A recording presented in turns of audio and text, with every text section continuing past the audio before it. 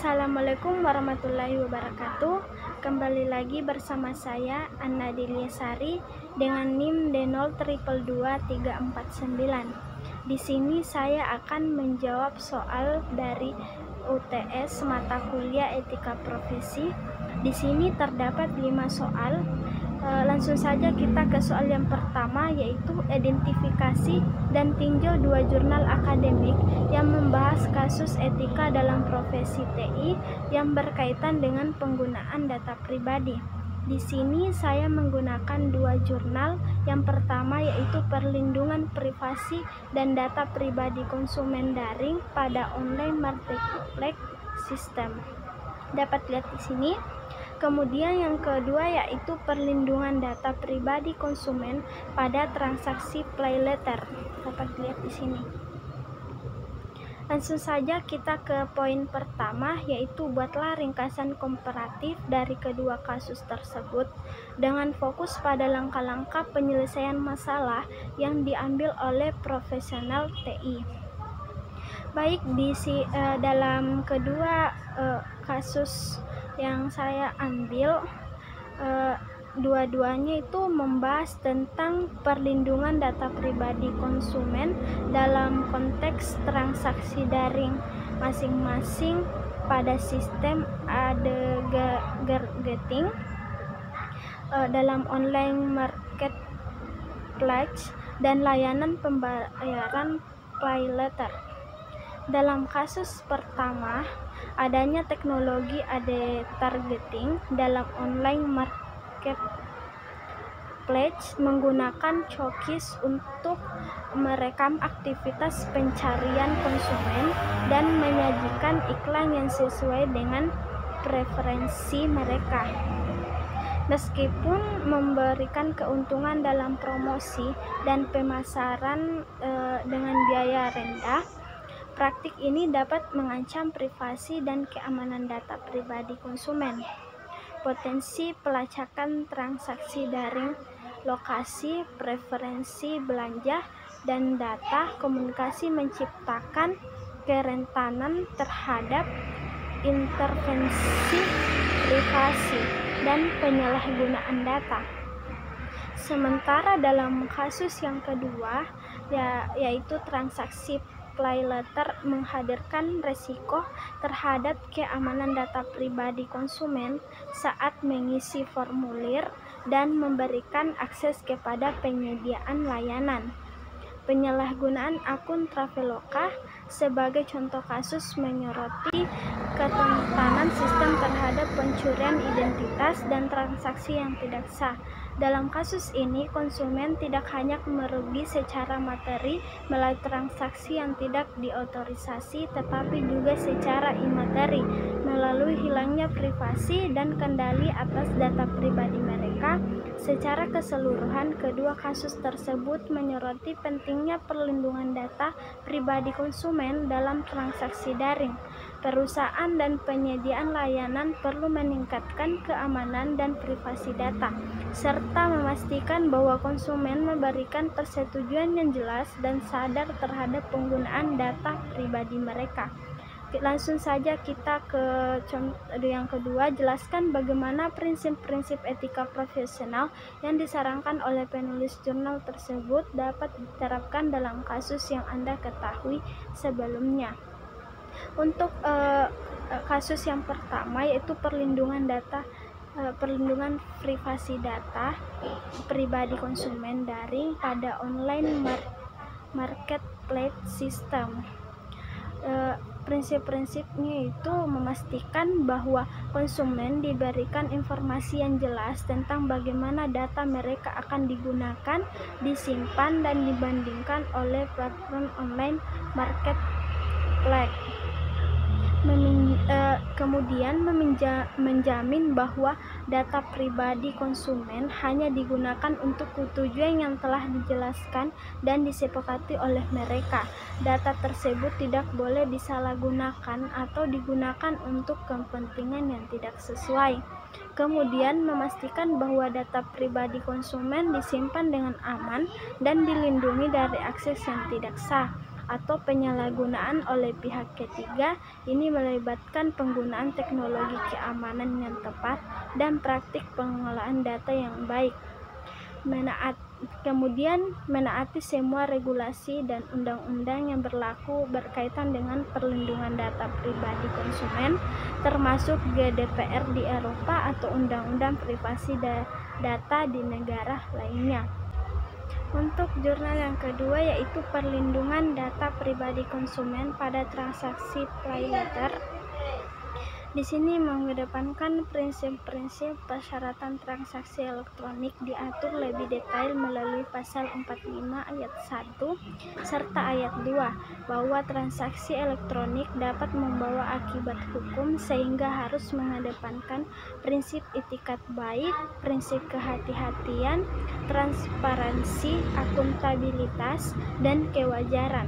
Pada pasal 14 ayat 1 2019 menjadi dasar hukum atas prinsip perlindungan data pribadi yang wajib dilakukan oleh penyelenggara sistem elektronik dimulai sejak pengumpulan, pengolahan, penghapusan, dan pemusnahan.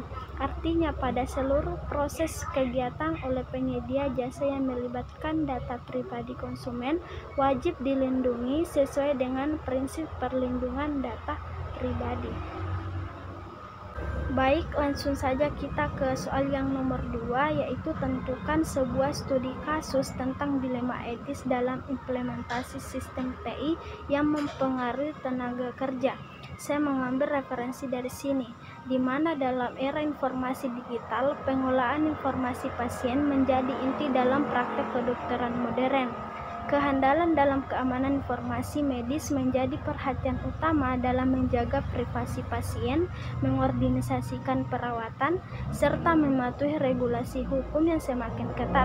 Contohnya dalam situasi darurat di mana akses segera terhadap informasi medis sangat diperlukan untuk menyelamatkan nyawa pasien. Dokter mungkin dihadapkan pada dilema apakah harus mengakses informasi tanpa izin pasien untuk memberikan perawatan segera. Ini bisa bertentangan dengan prinsip-prinsip privasi yang kuat. Sementara itu dalam kasus di mana pasien tidak dapat memberikan persetujuan karena tidak sadarkan diri, dokter mungkin menghadapi tekanan untuk membuat keputusan di antara kewajiban etis untuk merahasiakan informasi medis dan kebutuhan mendesak untuk mengetahui riwayat medis pasien guna untuk memberikan pengobatan yang sesuai. Kepatuhan terhadap standar etika dan hukum tercermin dalam pengambilan keputusan di tengah dilema ini. Dokter sering harus menimbang berbagai faktor termasuk urgensi situasi, potensi resiko bagi pasien, dan prinsip-prinsip etika serta hukum yang mengatur pengelolaan informasi medis. Mereka dihadapkan pada tugas sulit untuk mempertahankan keseimbangan yang tepat antara melindungi privasi pasien dengan memberikan perawatan yang diperlukan.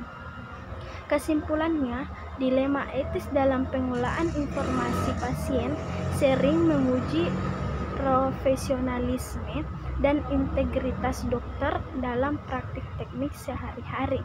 Kepatuhan terhadap standar etika dan hukum memerlukan pemahaman yang mendalam akan prinsip-prinsip etis dan peraturan yang berlaku serta kemampuan untuk mengambil keputusan yang tepat dengan mempertimbangkan hak-hak pasien dan kebutuhan perawatan teknis yang mendesak. Ini menunjukkan bahwa pengambilan keputusan rumit dokter harus mengintegrasikan kepatuhan terhadap standar etika dan hukum sebagai bagian integral dari praktik teknik mereka. Oke, kita lanjut ke poin yang kedua, yaitu dengan mengacu pada penelitian terkait menjelaskan bagaimana prinsip bisnis sebagai profesi luhur bisa mempengaruhi keputusan dalam studi kasus tersebut. Di sini dalam prinsip bisnis sebagai profesi luhur mencakup berbagai aspek integrasi, kejujuran, dan pelayanan. kepada masyarakat yang luas daripada sekedar keuntungan finansial. Dalam konteks pengolahan informasi pasien, prinsip-prinsip ini dapat mempengaruhi keputusan dokter dalam situasi dilema etika.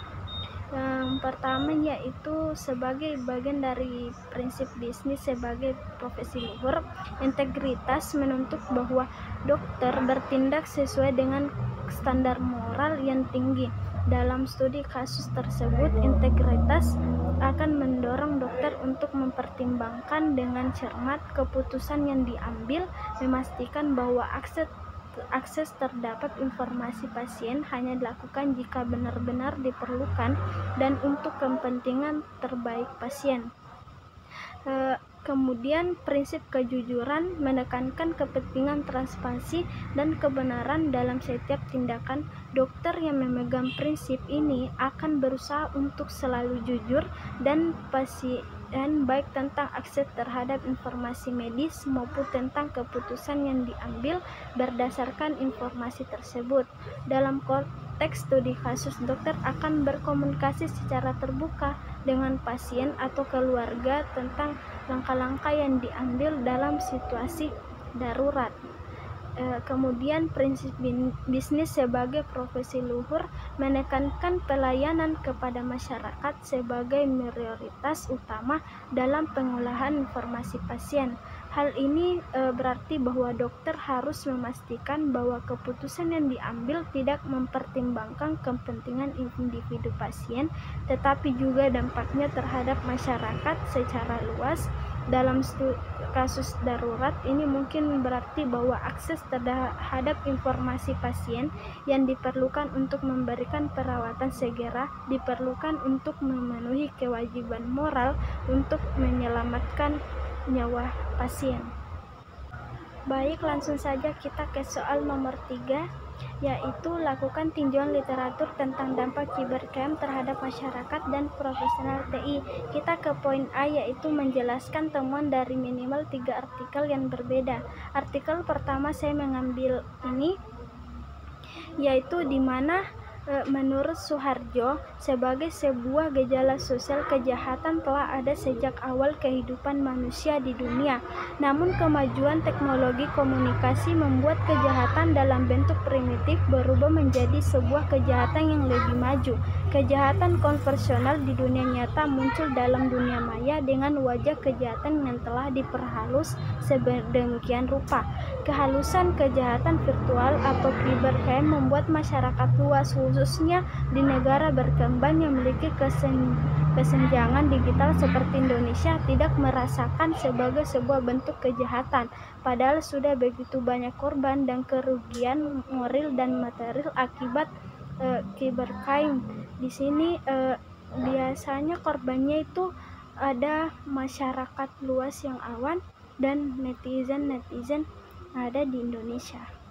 Yang kedua, saya mengambil artikel yang ini, yaitu perkembangannya teknologi informasi menimbulkan pula isi rawan yang gelap sampai tahap mencemaskan dengan kekhawatiran pada perkembangan tindak pidana di bidang teknologi informasi yang berhubungan dengan kejahatan mayantara atau cybercrime.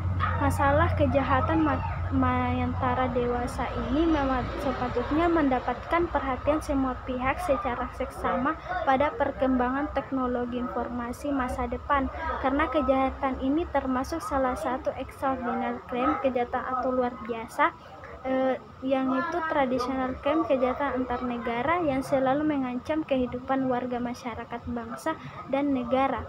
Tindak pidana atau kejahatan ini adalah sisi paling buruk di dalam kehidupan modern di masyarakat informasi akibat kemajuan pesat teknologi dengan meningkatnya peristiwa kejahatan komputer, pornografi, terorisme digital, perang, informasi sampah atau hacker dan sebagainya. Oleh karena itu, tindakan salah satu apabila perkembangan teknologi harus diperhatikan dan diawasi dengan sebaik-baiknya untuk mencegah timbulnya berbagai macam kejahatan yang memanfaatkan dan diakibatkan oleh perkembangan teknologi. Baik, kita langsung saja ke poin yang kedua, yaitu buatlah penjelasan tentang bagaimana profesi TI dapat berkontribusi terhadap penanganan cybercrime berdasarkan literatur yang telah Anda baca. Baik, dari artikel yang pertama saya dapat dari sini, yaitu di mana tindak pidana cybercrime memakan korban dengan jumlah sangat besar, terutama dari segi finansial. Kebanyakan dari korban hanya bisa menyesali apa yang sudah terjadi. Mereka berharap bisa belajar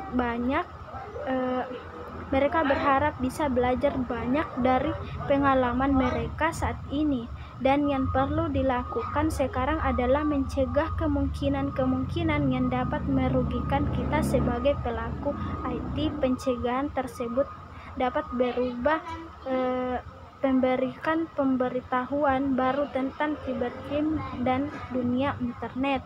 Yang kedua yaitu menggunakan pemikiran hacker yang melindungi sistem Anda. Yang ketiga, menutup lubang-lubang kelemahan pada sistem. Yang keempat, menetapkan kebijakan dan peraturan untuk melindungi sistem dari orang-orang yang tidak berwenang, dan menangki freeware dan antivirus. Dan beberapa langkah penting yang harus diambil dalam menanggapi cybercrime adalah melakukan pembaruan hukum pidana nasional dan hukum secara acara sesuai dengan kesepakatan internasional yang berkaitan dengan kejahatan tersebut, dan meningkatkan sistem keamanan jaringan komputer nasional sesuai dengan standar internasional. Yang ketiga, meningkatkan pengetahuan dan keahlian penegak hukum, pencegahan integritas dan kebutuhan kasus-kasus yang ada. Dan keempat yaitu meningkatkan kesadaran warga negara tentang masalah cybercrime dan pentingnya mencegah kejahatan itu terjadi. Dan kelima yaitu meningkatkan kerjasama dari berbagai negara, baik kerjasama bilateral, regional, dalam mengatasi cybercrime, termasuk melalui perjanjian ekstrim dan perjanjian timbal balik. Untuk artikel yang kedua, dalam poin B itu pencegahan dan penyalahgunaan kejahatan mayantara atau cybercrime, mengacu pada teori preventif dan represif yang ditemukan oleh Profesor A.S. Alam. Maka ada beberapa cara yang dapat dilakukan dalam pencegahan dan penanggulangan kejahatan ini, yaitu yang pertama itu mengamankan sistem. Tujuan yang nyata dari sebuah sistem keamanan adalah mencegah adanya kerusakan pembagian dalam sistem karena dimasuki oleh pihak yang tidak diinginkan. Kedua, membuat undang-undang khusus untuk kejahatan mayantara. Melakukan modernisasi dalam penegakan hukum merupakan hal penting. Dan yang ketiga yaitu peningkatan sumber daya manusia. Hal ini dapat dilakukan dengan meningkatkan pemahaman serta keahlian aparatur penegak hukum mengenai upaya pencegahan. Kemudian yang keempat yaitu meningkatkan kerjasama antara negara. Kejahatan mayantara atau cybercrime merupakan transnational crime. Bisa saja pelakunya berasal dari luar negeri ataupun yang ada dalam negeri. Kemudian yang kelima itu memperkerjakan para hacker. Para hacker adalah orang-orang cerdas yang memiliki keahlian khusus dalam bidang teknologi. Sebenarnya hal itu dapat dimanfaatkan oleh pemerintah atau aparat penegak hukum untuk mencegah atau mengurangi terjadinya kejahatan mayantara atau cybercrime ini. Baik, langsung saja kita masuk ke soal nomor 4, yaitu cari artikel hukum membahas tentang kelemahan etis dalam privasi dan perlindungan data. Pada bagian A, analisis dan bandingkan pendekatan hukum dalam dua negara yang berbeda terhadap masalah yang sama. Saya mengambil negara Singapura dan Amerika Serikat. Yang pertama saya mengambil dari artikel ini.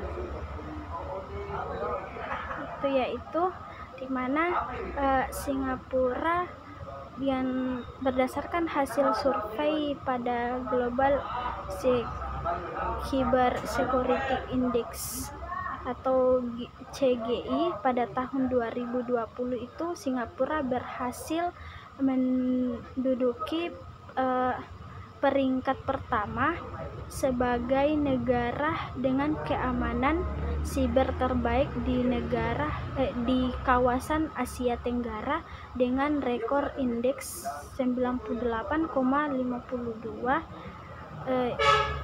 yang disahkannya Cyber Security Act atau Undang-Undang Keamanan Siber pada tanggal 2 Maret 2018 oleh Presiden Singapura Halimah Yacob, menjadi bukti keseriusan Singapura dalam memberikan perlindungan terhadap serangan-serangan siber yang rentan terjadi di era digital ini. Singapura memiliki PDPA serta lembaga seperti Personal Data Protection Commission atau PDPC, dan Singapura juga Computer Emergency Response Team atau singkat PDPC memiliki kekuasaan untuk menerima aduan, mengawasi dan memberikan sanksi terhadap pelanggaran PDPA. Kasus pelanggaran data seperti yang terjadi pada platform pemesanan makanan online Eatigo menghasilkan tindakan tegas dari PDPC dalam bentuk denda yang substansial. Penegakan hukum yang tegas menunjukkan keseriusan pemerintah Singapura dalam melindungi data konsumen. Informasi mengenai kasus pelanggaran data, termasuk tindakan yang diambil oleh PDPC, dapat diakses secara transparan oleh publik melalui website resmi DPCP. Untuk Amerika Serikat itu sukses dalam menempati posisi pertama sebagai negara dengan tingkat keamanan siber terbaik menurut CGI. Menariknya, walaupun Amerika Serikat berhasil mendapatkan rekor indeks 100 atau sempurna, negara yang seringkali dijuluki sebagai negeri Paman Sam tersebut tidak memiliki perangkat hukum seperti Undang-Undang ITE di Indonesia atau Undang-Undang Keamanan Siber di Singapura. Bahkan tidak ada satupun komisi atau lembaga perlindungan data pribadi yang dibentuk di sana. Dan keamanan siber dan perlindungan data di sana itu negara bagian seperti California memiliki undang-undang seperti CPPA yang memberikan hak kepada konsumen terkait penggunaan dan penghapusan data pribadi. Amerika Serikat cenderung memiliki pendekatan yang lebih fokus pada perlindungan konsumen daripada regulasi khusus tentang keamanan siber, dan yang memberikan hak-hak kepada konsumen terkait data pribadi mereka. Ada upaya koordinasi antara pemerintah pusat dan negara bagian melalui inisiatif seperti pada penciptaan kerja sama dalam menghadapi tantangan keamanan siber. Baik, langsung saja kita ke poin yang kedua, yaitu dengan merujuk pada artikel tersebut, jelaskan bagaimana Anda sebagai pemimpin TI akan menanggapi jika dihadapkan pada situasi serupa. Yaitu saya akan melakukan evaluasi menyeluruh terhadap kebutuhan regulasi dan kepatuhan di organisasi saya. Jika belum ada, saya akan merekomendasikan pembentukan kebijakan internal dan komprehensif terhadap keamanan siber dan melindungi data pribadi sesuai dengan praktik terbaik industri dan regulasi yang berlaku. Kemudian saya akan memastikan bahwa sistem dan infrastruktur TI di organisasi saya dilengkapi dengan langkah-langkah keamanan teknik yang memadai seperti enkripsi data, firewall, deteksi dan manajemen akses yang ketat. Dan saya akan menyelenggarakan menyelenggarakan program pelatihan dan kesadaran keamanan bagi seluruh karyawan agar mereka memahami pentingnya keamanan siber dan praktik terbaik dalam melindungi data. Karyawan juga perlu memberikan pemahaman tentang kebijakan dan prosedur yang harus diikuti terkait perlindungan data pribadi. Baik, kita lanjut ke soal yang terakhir, yaitu identifikasi dan jelaskan 2 studi kasus dari literatur yang mencerminkan konsep tersebut dalam praktik bisnis. Di sini saya mengambil 2 profesi advokat dan profesi beauty vlogger. Profesi luhur adalah profesi yang memberikan pelayanan anggota masyarakat, bukan semata-mata untuk mencari nafkah, tetapi motivasi utamanya untuk melayani manusia. Selanjutnya, perbedaan prinsip antara profesi pada umumnya dengan profesi luhur antara lain adalah profesi pada umumnya berprinsip agar menjalankan profesinya secara bertanggung jawab baik terhadap pekerjaan itu sendiri maupun hasilnya yang berkualitas dan hormat terhadap hak-hak orang lain. Advokat adalah jabatan profesi. Jabatan profesi adalah jabatan yang mengutamakan pelayanan. Dikarenakan merupakan jabatan pelayanan, maka ia harus melakukan tugas-tugas pelayanan. Sebagai pilar penting dalam sistem peradilan, profesi advokat sebagai profesi yang luhur diharapkan menjalankan tugasnya dengan penuh integritas, etika, dan profesionalisme. Advokat menurut pandangan netizen merupakan pilar dalam sistem hukum yang harus diandalkan untuk memberikan bantuan hukum yang adil dan berkeadilan bagi para klien. Yang kedua yaitu profesi beauty vlogger. Seiring dengan berkembangnya teknologi informasi dan media sosial, pemilihan profesi pun bertambah. Vlogger merupakan suatu profesi baru yang lahir sebagai bentuk dari perkembangan teknologi informasi dan media sosial. Salah satu jenis vlogger yang jumlahnya harus meningkat adalah beauty vlogger, konten video yang dibuat oleh para pegiat profesi. Beauty vlogger adalah segala sesuatu yang berkaitan dengan kecantikan, make up, tips dan trik, tutorial dan lain-lain. Di sini vlogger itu mampu diandalkan untuk memberikan pengarahan atau influencer serta menarik perhatian dari sejumlah konsumen. Dalam penelitian ini, beauty vlogger dapat dikategorikan sebagai profesi luhur karena informan menjadikan kegiatan vlogger ini sebagai mata pencarian untuk mendapatkan nafkah dan penghasilan. Dan menjadi seorang vlogger itu adalah usaha yang dilakukan berdasarkan pengetahuan serta keahlian khusus tentang make up, videografi, pengalaman para beauty vlogger, misalnya keahlian merias diri, dan dibutuhkan oleh masyarakat yang mencakup para pengguna YouTube sebagai penonton beauty vlog dan brand sebagai pihak yang biasa bekerja sama dengan beauty vlogger. Baik, kita ke poin kedua, yaitu buatlah kesimpulan mengenai bagaimana prinsip-prinsip tersebut dapat diterapkan untuk menghadapi tantangan pemenang mengambil semua dalam industri TI saat ini, yaitu dalam pelayanan dan integritas. Baik advokat maupun beauty vlogger memiliki kesamaan dalam konsep pelayanan kepada masyarakat. Mereka dihadapkan untuk memberikan pelayanan yang berkualitas tinggi dengan memprioritaskan kepentingan klien atau penonton. Dalam industri TI, pelayanan yang berkualitas dan integritas dalam memberikan informasi serta solusi kepada pengguna menjadi kunci sukses dalam memenangkan kepercayaan dan loyalitas pelanggan. Kemudian dalam baik advokat maupun vlogger diharapkan untuk mampu menjalankan